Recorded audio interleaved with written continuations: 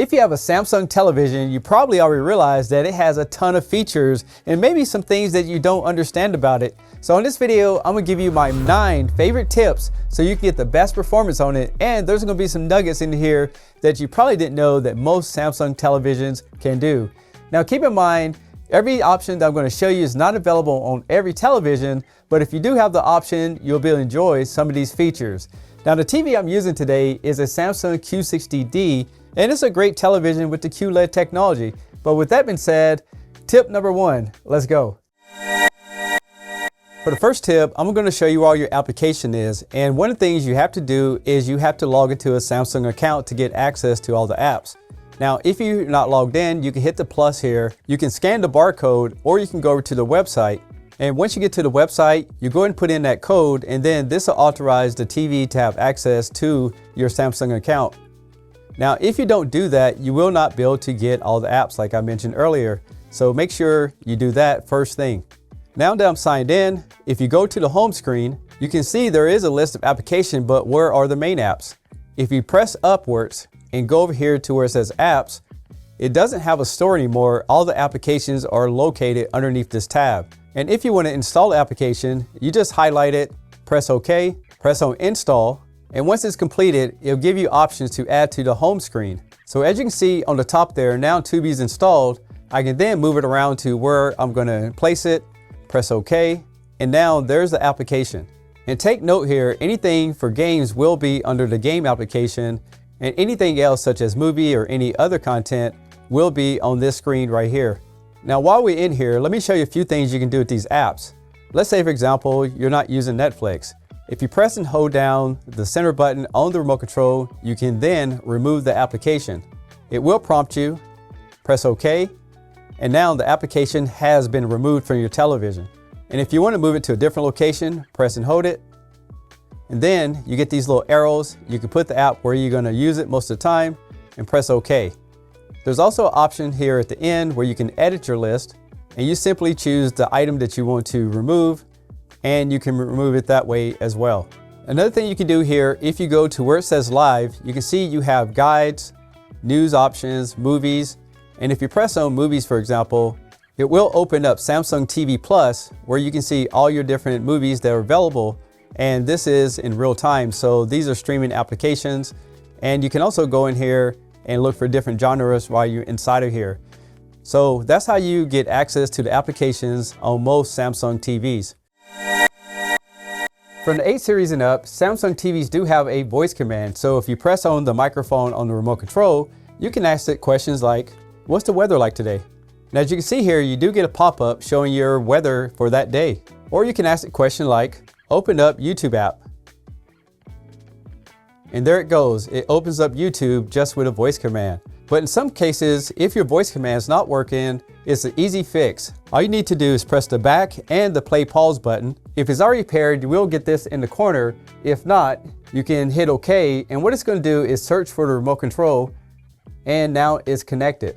And since this remote control doesn't have AA batteries, you probably wonder how much battery life is left in the remote control. Well, if you go down to General and go down to Power and Energy Savings, right here at the bottom, you can see how much battery life is left in the remote control. And if you're wondering about the functions in the remote control, you can always go down to Support, hit Remote Control Guide, and once you pull this up, it's going to tell you all the different things that the remote control can do and how to use them. Pretty simple. And for those who don't know, if you take a Samsung TV with one of these new remote control and press the center there, that's going to mute the TV. But if you toggle it up and down, that actually controls the volume.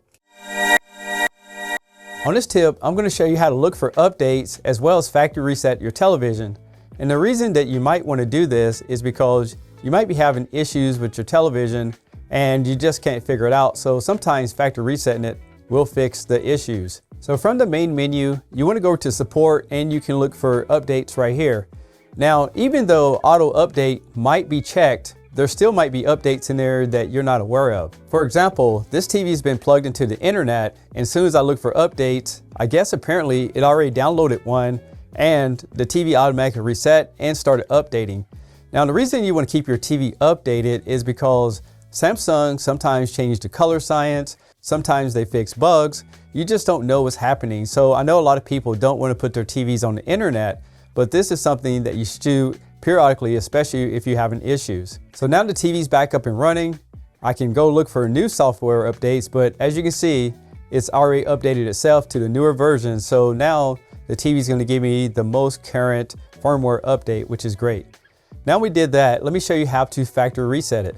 So first thing you want to do is exit support and go over here to where it says General and Privacy. And at the bottom here, you will see factory reset. Now, unless you changed it, you will get this PIN number that pops up. In my case, it's 4 zeros. I'll go ahead and press that. And then what the TV is going to do is going to confirm everything. Then it's going to remove all the files that I put on the television. And it's really that easy. And also I recommend this if you sell the TV to someone else to factory reset it. That way none of your settings are in here, and you can also remove it from your Samsung account. So in the future, no one will have access to your private information. Now, if you bought a new Samsung TV, you probably see this when you first start it up. So you can set it up by the remote control. It'll basically walk you through all these steps, but I'm going to tell you that that's going to be a tedious way to set it up. What I recommend is download the Samsung SmartThings application and then set it up with your smartphone. So what you'll get is this QR code. And in some cases, you will see it pop up right on the application where you don't have to scan the barcode, as you can see here on the screen. All you want to do is go ahead and press on Setup, and then your smart device will start connecting to the television. Next, it'll ask for a PIN number, so go ahead and enter that into the application and press Done. Next, you want to enter the Wi-Fi that you want to connect the television to, and go ahead and enter your password. And what it's going to do is it's going to program all the settings directly into your television from your smartphone. So it's a lot easier than trying to hit all the little buttons on the remote control, because that can become very tedious. But the last step is registering your device with your Samsung account that you have your SmartThings application connected to. At this point, you can rename the location as well as your room and the TV's name, and then it'll start setting up your device. And the great thing is, if you have more than one Samsung television, you can control these all individually from the SmartThings application. And make sure you're patient about this, because it can take from 5 minutes up to half an hour, depends on how fast your internet is. But once it's done, you'll be very happy that you did it this way. Now the TV's ready to go. You can control the volume, as you can see right there from the smart device. You also have this little pad down here where you can kind of slide around. You can go back to your home screen.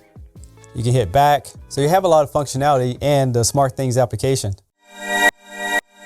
For this tip, I'm going to show you how to use external devices instead of the Samsung operating system, just in case you find it too hard to use. So what I did is I plugged in an Apple TV that we have right here, but every time I turn on the TV, it always goes back to the home menu, and that can become annoying, especially if you have a device that you prefer instead. So we can fix this. What we're going to do is go into the settings, and then we're going to go down to General and Privacy. Under this setting, we want to go down to Start Screen Option. So what you want to do is turn off Start with Home Hub, and then we want to go ahead and toggle on where it says Auto Run Last App. In order to test this, you can see this is the main Samsung screen, but if I turn the TV off and then turn it back on, it opens up into the Apple TV. So every time I plug in a different device, I can set this up. And this is a cool feature if you prefer something like the Apple TV, the Google Chromecast, or the Roku. You can always have it to go right to this application as soon as you turn the TV off and on. Now the TV I'm using has a feature called Smart Calibration that's used for Samsung. Now keep in mind, not every Samsung TV will have this option, and also keep in mind, not every smartphone is compatible.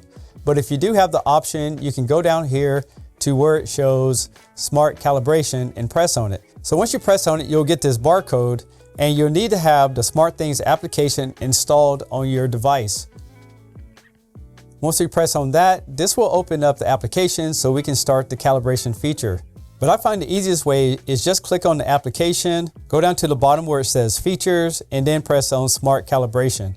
Makes it very easy. Once you get this option, go ahead and press on Start Calibrate, and then press on Allow, and take the mobile device and put it close to the screen and hit Start. And what this is going to do is send out a series of light patterns, just like you would have on a professional calibrator. But what it's doing is using the light sensors of the phone as well as the camera to give you the best image possible. Now this will take a little bit of time, but as you can see here, it's going to go through all the different color tones. And again, once it's done, you will have a calibrated television without having to buy a lot of expensive equipment. It is going to apply the calibration. Now you can see a before and after, but I didn't show you that on this video. But just keep in mind, play around with it and see if you can have a little bit of fun with it. For this tip, we're going to figure out which is the best voice commands for you. So if you press the microphone on the remote control, it will pull up this screen right here. Now this will give you two options. You can go with the Bixby, which is Samsung driven, and that's great if you have a lot of Samsung products in your home. But if you have a lot of Amazon devices, I recommend you click on Amazon Alexa. To configure this, all you need to do is press OK on the remote control, and then it will start up the setup process. Next, you'll use this barcode or go to the website so you can sign into your Amazon account. Make sure that the authentication code matches up with your device and press continue, and then press on connect. Now once it's connected, you'll see it on your television so you know it is connected to your account, and you can start using the voice commands. Once you press the voice control button on the remote control now, you will see some agreements to continue. Then you want to press on next when you get this screen, and you're all done. Now they will show you some tips and things like that you can use on this, but let's go and close it out and try it again. Now I can press and hold down the mic on the remote control again. What's the weather like today in San Diego? In San Diego, California, it's 67 degrees Fahrenheit with mostly sunny skies. So now you can see over here is now showing the Amazon voice command features. So I can do other features like tell me a joke. Here's a basketball joke that'll have you double dribbling. How do NBA players stay so cool on the court? It got lots of fans. Not only that it told me a joke, but it also pulled up some information. Now for some people this could get annoying, so if you don't want to use that, that'll be up to you.